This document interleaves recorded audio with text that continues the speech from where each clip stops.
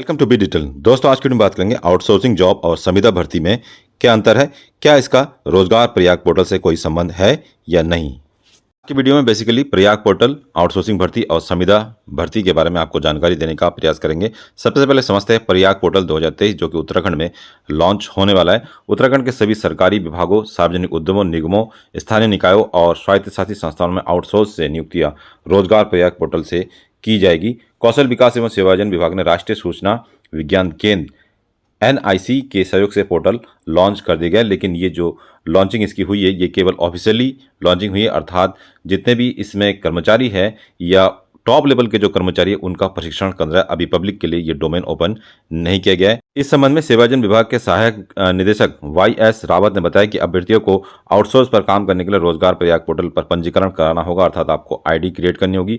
अगर वह सेवायोजन कार्यालय में पंजीकृत है तो पंजीयन संख्या, तिथि और पंजीयन प्रमाण पत्र अपलोड करने के बाद ही प्रयाग पोर्टल पर पंजीकरण कर प्रोफाइल बनाया जा सकेगा। जैसे ही ऑफिशियली प्रयाग पोर्टल लॉन्च कर दिया जाएगा तो हमारे चैनल के द्वारा आपको इसका कंप्लीट वीडियो मिल जाएगा। अगर सेवायोजन कार्यालय में पंजीकृत नहीं है तो सबसे पहले अपना पंजीयन सेवायोजन कार्यालय में कराना आपको पड़ेगा। अब समझते हैं कि जो प्रयाग पोर्टल है वो किस तरीके से वर्क करेगा, तो आपको इस पीपीटी के माध्यम से मैं समझाने का प्रयास करता हूं।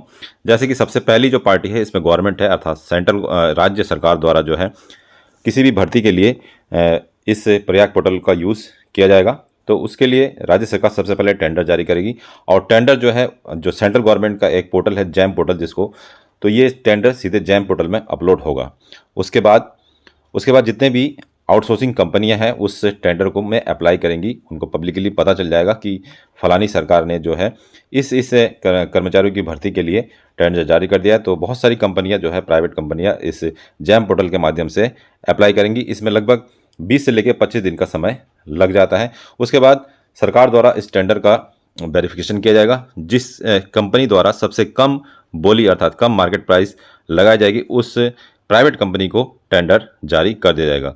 उसके बाद क्या होगा कि ये जितने भी रिक्रूटमेंट संबंधी जो रिक्वायरमेंट सरकार की होगी वो इस प्रयाग पोर्टल में अपलोड किया जाएगा इस आउटसोर्सिंग कंपनी के द्वारा। और इसके अलावा सरकार की जो थर्ड एजेंसी है सेवायोजन कार्यालय की ओर से जितने भी बेरोजगार है उनका जो डाटा है इस प्रयाग पोर्टल में अपडेट होगा। तो उस तरीके से प्रयाग पोर्टल में सारी जानकारी हो जाएगी कि कितने लोग को जॉब चाहिए और कौन कौन सी कंपनी जॉब ऑफर कर रही है। तो जैसे ही आप प्रयाग पोर्टल में एंटर करेंगे तो आपको सारी जानकारी यहाँ मिल जाएंगी। तो इस तरीके से आप देख सकते हैं उत्तराखंड में प्रयाग पोर्टल वर्क करेगा। फिलहाल पिछले 4-5 सालों से उत्तराखंड में टेंडर के द्वारा भर्ती ऑर्गेनाइज की जा रही है और इसमें प्रयाग पोर्टल का कोई रोल नहीं है।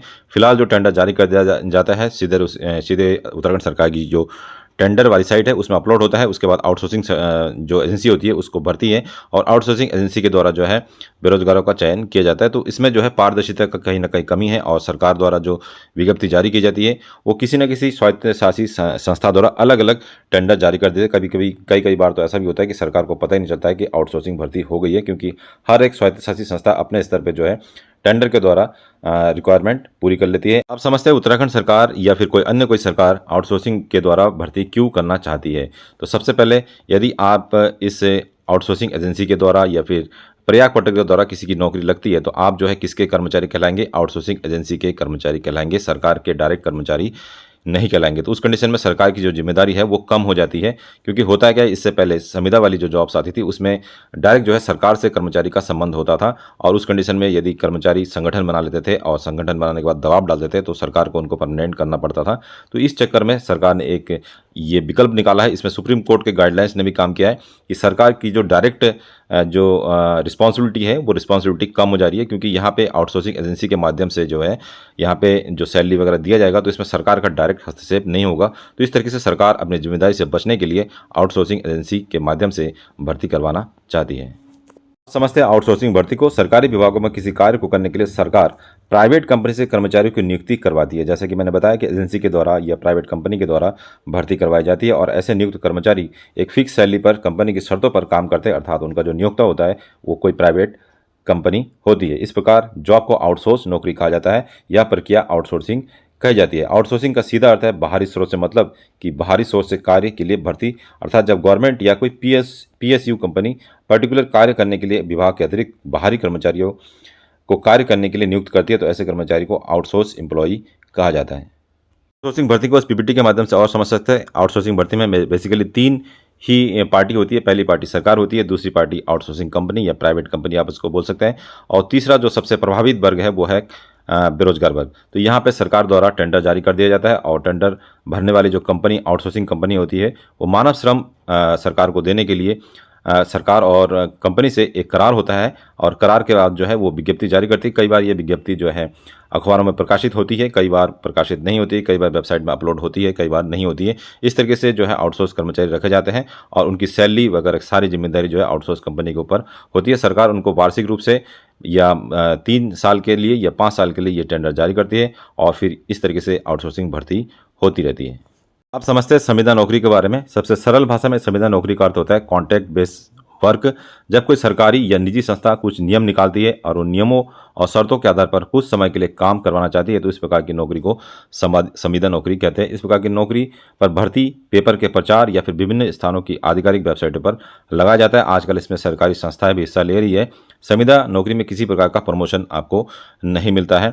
संविदा नौकरी की खास प्रकार की वेबसाइट होती है, जिसके अलावा आप किसी निजी या सरकारी संस्था में संविदा नौकरी के लिए आवेदन कर सकते हैं। संविदा नौकरी में आप जिस संस्था या कंपनी के साथ संविदा नौकरी कर रहे हैं उसके बताए गए सभी नियम एवं शर्तों को पालन करना होता है। जब पूर्ण अवधि हो जाती है तो आप इस नौकरी को छोड़ सकते हैं या आपको निकाल भी जा सकता है। लेकिन इसका एक बेसिकली फ़ायदा यह है कि संविदा नौकरी में डायरेक्ट सरकार के किसी संस्था द्वारा या फिर सरकार द्वारा डायरेक्ट ये प्रकाशित की जाती है। तो इसमें सरकार की थोड़ी जिम्मेदारी रहती है कि वो अपने कर्मचारियों को ध्यान रखे। इसको इस पीपीटी के माध्यम से समझने का प्रयास करते हैं।